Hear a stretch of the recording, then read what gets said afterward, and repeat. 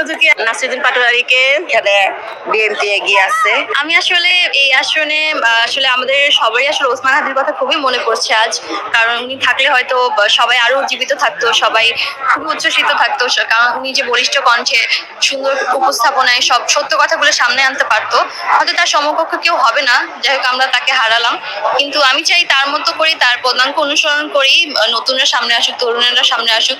তো আমি আমার পছন্দের প্রার্থী নাসিরুদ্দিন পাটোয়ারিকে ভোট দিয়েছি, কারণ আমার মনে হয় এই প্রার্থীর হচ্ছে যে বলিষ্ঠ কণ্ঠে সব সাহসী মনোভাবের মাধ্যমে তার সব সত্য কথাগুলো জনগণের সামনে তুলে ধরার তার ইয়েটা আছে।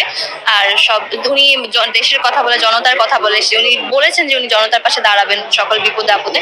আমরা প্রত্যাশা করবো উনি যদি নির্বাচিত হন, উনি তার সকল যে উনি প্রমিস তিনি করেছেন উনি সেটা বাস্তবায়ন করবেন, পালন করবেন। জি, আমি এবার প্রথম ভোট দিতে পেরেছি। কারণ উনি এলাকার সন্তান, এখানে বড় হয়েছে, ওনার জন্য এক্সপিরিয়েন্স অনেক বেশি অন্যদের থেকে, তার জন্য আমরা তাকে আমাদের ফিউচারটা একটা এক্সপিরিয়েন্স মানুষের কাছেই তুলে দিতে যাচ্ছিলাম, এটার জন্য।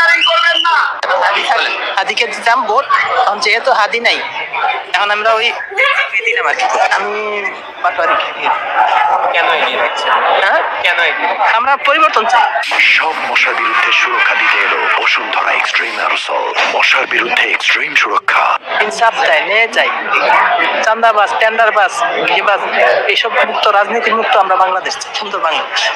আমাদের হচ্ছে আব্বাস দাদুকে আমরা চাচ্ছি, আর হচ্ছে তার অনেক এক্সপিরিয়েন্স আছে তাই, কারণ সে হচ্ছে এলাকার সন্তান, সে সবকিছু বুঝে, তার এক্সপিরিয়েন্স আছে দেখে আমরা তাকে চুজ করেছি। আমি নাসিরুদ্দিন পাটোয়ারিকে এগিয়ে রাখতে চাচ্ছি, পাওয়া হতে যাবে ইনশাল্লাহ। এগিয়ে আছি, আমরা চাই নতুন কেউ আসুক, পুরনো তো দেখলাম, নতুনরা আসুক, নতুনরা আগে আসুক, নতুনরা হয়তো কাজ করবে।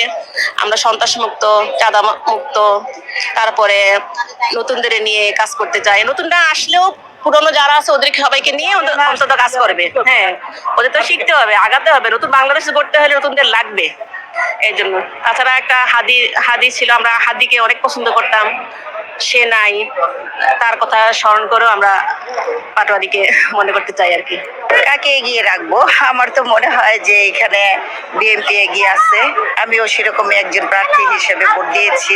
এতটা পুরোপুরি আমি বলতে চাচ্ছি না, কিন্তু আসন যেরকম, আমি তো এই আসনে থাকি, সুতরাং আমি তো এই আসনকেই বেশি পছন্দ করব। কাকে এগিয়ে রাখছি এটা তো বলা মুশকিল, কারণ আমি যাকে দিব অন্যরা তাকে দিবে কিনা সেটা তো জানি না, সুতরাং এটা বলতে পারবো না, এটাও বলতে পারবো না, কারণ আমি তো ওখানে নাই। হ্যাঁ, আমার ভোটটা আমি দিয়ে চলে আসছি, এটুকুই জানি। সবকিছু সুষ্ঠু হয়েছে?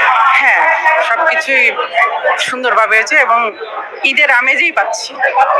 ডক্টর মোহাম্মদ ইউনূস স্যার যে বলেছেন সেটাই হচ্ছে, ঈদের আমেজেই ভোট দিচ্ছি এবং এটাই তো প্রথম ভোট, সুতরাং এটার জন্য আলাদা একটা আনন্দ হচ্ছে।